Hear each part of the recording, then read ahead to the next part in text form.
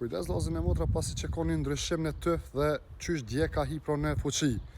Pro bëhet fjalë një ndryshim që i prek mbi 2 milion qytetarë pro që jetojnë në Gjermani.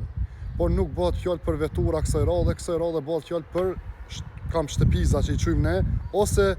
kësi që mund t'i japësh vet, ose që ngjiten në veturë dhe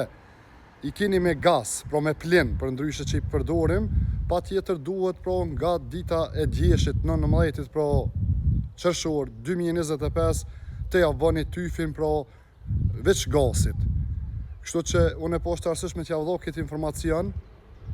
pasi që do të ketë gjoba, pastaj nëse i kaloni mbi 2 muaj dhe nuk e bëni këtë nga data e djeshit 19 qershor 2025, dënoni 15 euro, pastaj 4 muaj shkon 40 e 60 e kështu me radhë. Edhe për këtë arsye, hulumtoni pasi që nuk jam ekspert i kësaj fushë, thjesht është një ndryshim i ligjit dhe është obligative për kushdo që keni një kam shtëpiz, tash ta bëni